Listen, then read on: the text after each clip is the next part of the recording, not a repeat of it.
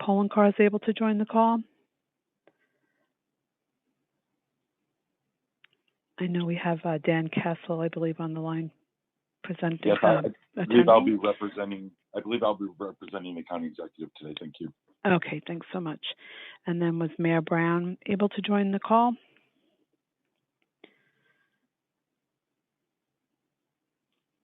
He will not be on the call today. Okay, and is Brendan Mahaffey on the line in his place? He will not be on either. He will. Okay, thanks so much. Okay, thanks so much, everyone, for joining. Chairman Joya, you're ready to begin. Thank you, Debbie, and good morning. And before we get started, I want to give a shout out to Steve and his team and urge everybody to read the editorial in today's newspaper on the amphitheater and their support of it. It's been a lot of work and much headaches, but you know, when you do something right and have the support of everyone else within the organization, it really makes it more rewarding. So Steve, to you and your folks, congratulations. I now call to order the meeting of the directors of the Erie Canal Harbor Development Corporation for Monday, September 20th, 2021. Before we get started, I will ask that everyone please mute their phone until you're ready to speak.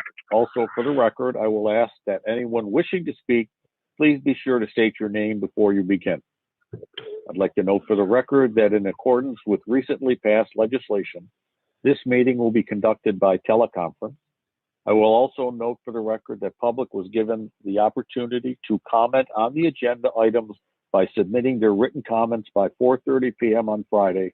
I'd like to state for the record that no comments were received from the public concerning today's agenda. The directors have received the relevant written materials in advance of today's meetings and are free to ask questions at any time.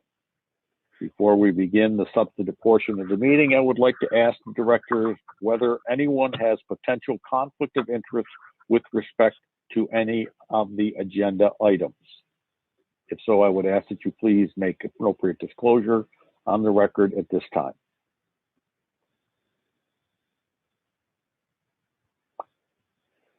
Hearing none, I think, or the foregoing conflict our first order of business is the approval of the minutes of the directors of the meeting of June 14th, 2021.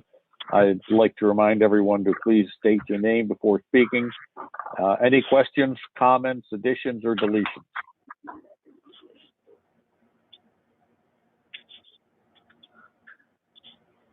Hearing none, I will entertain a motion for approval.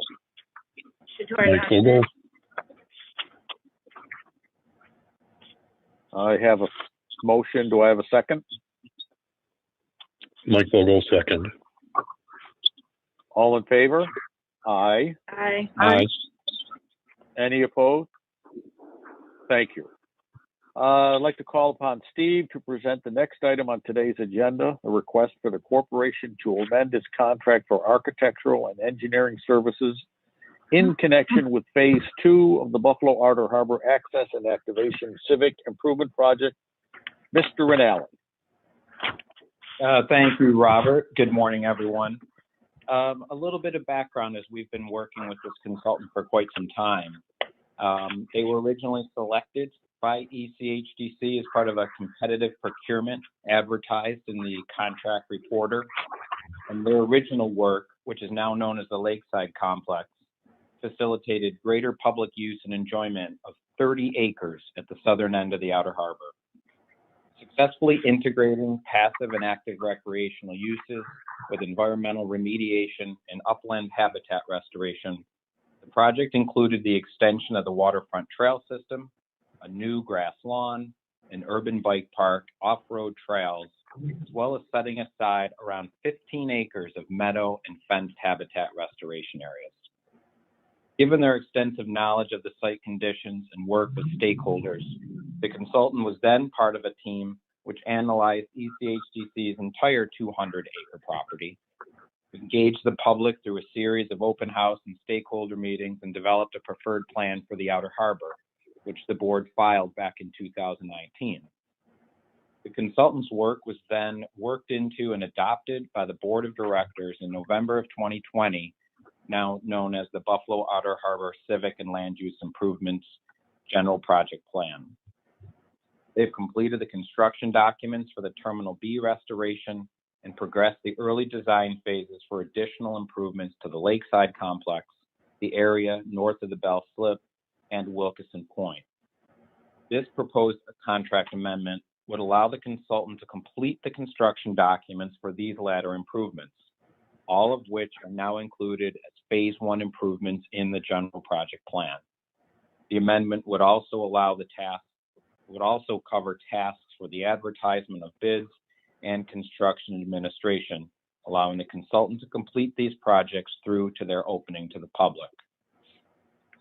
I do want to note that while the consultant was originally selected as part of a competitive procurement, just last month, Trowbridge Wolf Michaels Landscape Architects was purchased by Fisher Associates.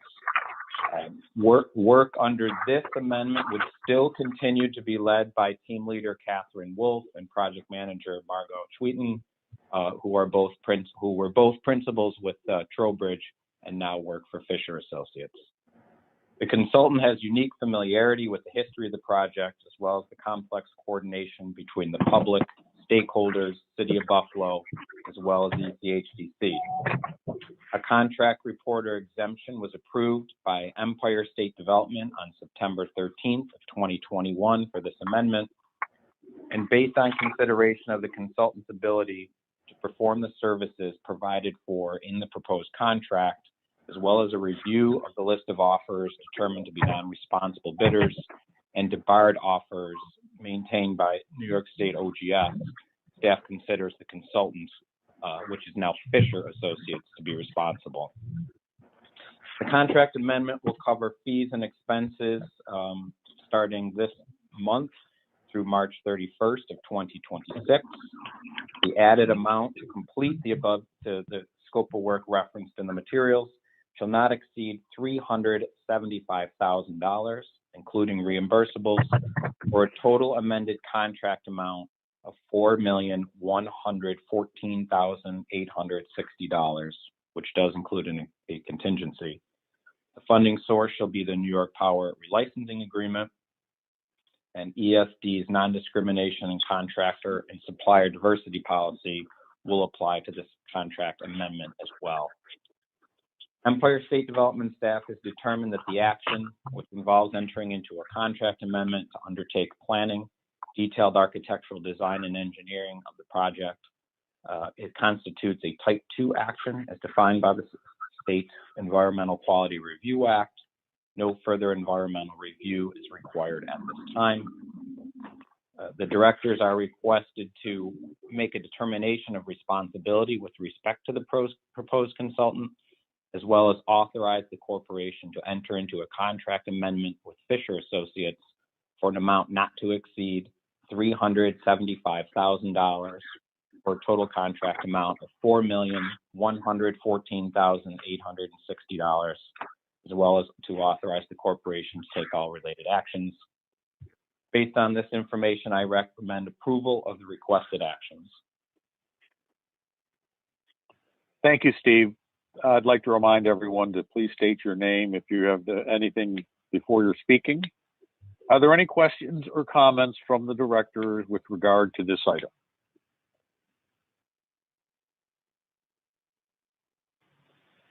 Hearing none, I would also note that we do not have any questions from the public with regard to this item. I will entertain a motion for approval.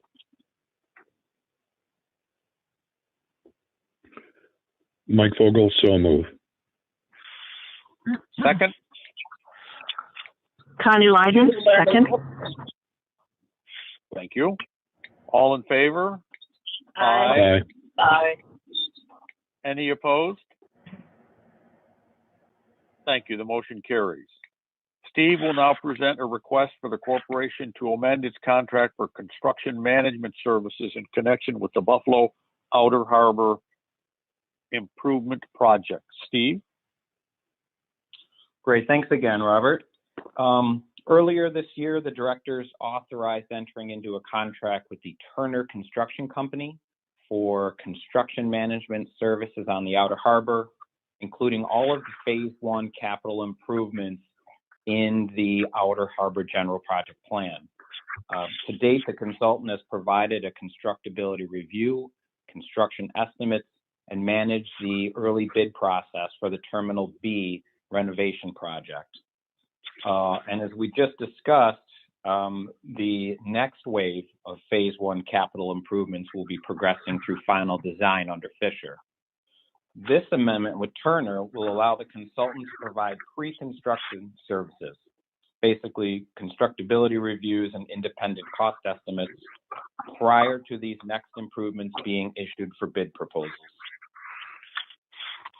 The consultant was selected through a competitive advertisement in the New York State Contract Reporter. And after considering 8 proposals, again, earlier this year, we entered into the contract with Turner. The consultant actually submitted their proposal to conduct construction management services for all the planned phases of the project. And we will continue on with our same senior management with Turner, which is Steve Perigo and project executive Matt Skora. The consultant will be responsible for coordinating with the Fisher team to identify value engineering solutions to reduce the cost and the schedule, as well as developing and implementing a work plan that assures there are no significant deviations from cost, quality, or the completion dates. The consultant shall provide and coordinate all necessary services in order to complete the tasks associated with the pre-construction scope of work. This amendment would cover fees and expenses for an approximate 8-month period. The added amount for the above scope of work shall not exceed $80,000, including reimbursables, for a total amended contract amount of $625,400, which includes a contingency. And the funding source shall be the New York Power Authority relicensing agreement again. ESD's non-discrimination and contractor and supplier diversity policy shall continue to apply to this contract. And earlier, the directors made a determination of no significant effect on the environment for the Buffalo Outer Harbor Civic and Land Use Improvement Project back in November 9th of 2020.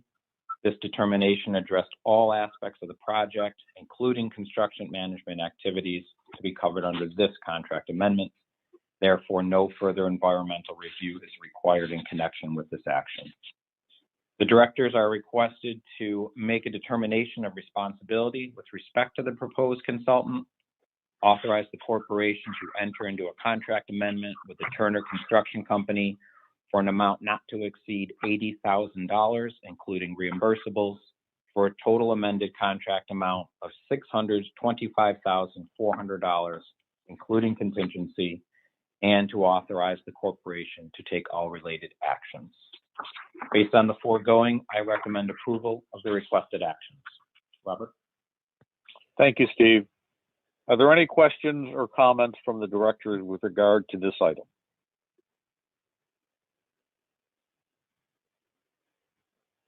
Since there are no comments from the public on this item, I will now entertain a motion for approval. Julie Barnese, so moved. Second? Victoria Donovan. Thank you. All in favor? Aye. Aye. Any opposed? Thank you. The motion carries. Steve will now present the final item on today's agenda, approval of the design of exterior signage at the Lecom Harbor Center. Steve. Great. Thank you, Robert. So switching from the Outer Harbor back to Canal side, it was all the way back in August of 2012 that the Harbor Center development was selected as the preferred developer for the former Webster block. Project was selected subject to the review and approval of the design in accordance with established design guidelines adopted as part of the Canal side general project plan. The design guidelines and review process are intended to ensure that future development contributes to a dense, urbane, and pedestrian scale development pattern, and that architectural themes are consistent with Canal side development objectives.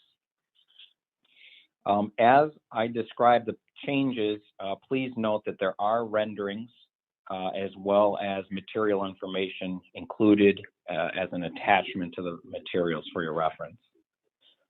The 16-story Harbor Center building occupies the entire Webster block. The lower 4 stories are clad with brick and masonry, as well as storefront glazing. The remaining upper stories are clad with metal panels in various gray tones and an aluminum glazing system. Along the northwest corner of the ground floor, the Southern Tier Brewing Company is scheduled to begin operations this fall in a fully renovated 2-story space. Along the facade, they are proposing to install wood panels over the brick to the extent of their leased space. The wood panels will be installed along the storefront entrance and run continuous around both Washington Street and the Scott Street corners for approximately 3 window bays. The wood panels will extend 19 feet in height, wrapping around the top of the existing window openings. And at the main entrance, as well as at each corner on the north facade, Southern Tier will be installing new circular signs. The existing illuminated orange panels at the entry door will be changed to white panels, while the remainder of the metal mesh tower will remain in place. Finally, Southern Tier lettered signage will be placed on the brick masonry above the wood paneled installation, and all of these signs will be backlit. The project has been formally reviewed by the Canal Side Design Review Committee to determine its consistency with the Canal Side Design Guidelines. After their technical review, the DRC convened and unanimously recommended the ECHDC approve the exterior renovations as they were presented. A copy of the DRC's recommendation approval letter is attached as an Exhibit A as well. And through communication with the City of Buffalo, ECHDC was notified that the Planning Board does not review signage within Canal Side.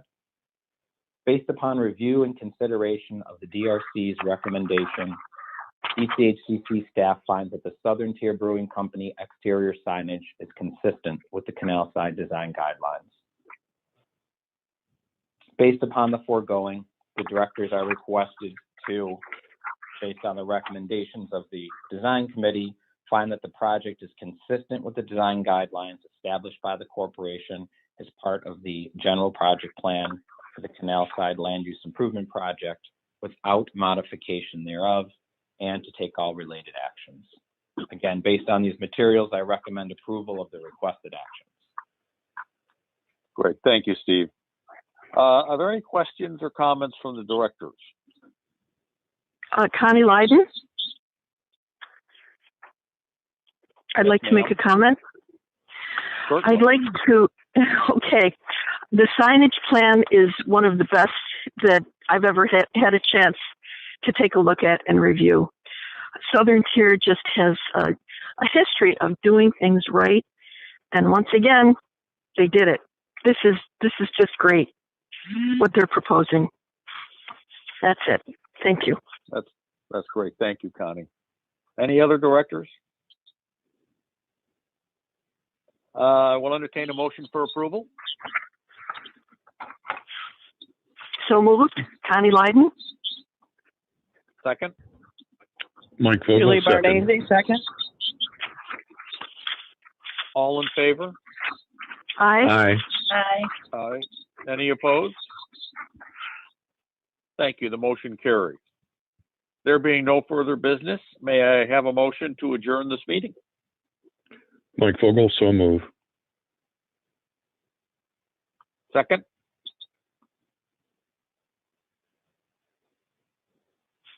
Connie All in Leiden, favor? second. Aye. Ladies and gentlemen, thank you for participation in today's meeting. We are adjourned. Thanks so much. Thank you. So long, everyone. Thanks, take care. Thanks, everyone.